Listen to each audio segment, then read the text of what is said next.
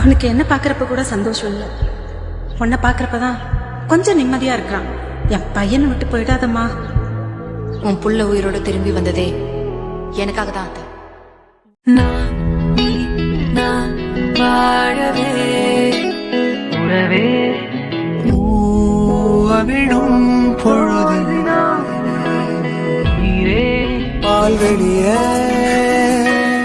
கடலாக்கவா வளர்பிறைய படகா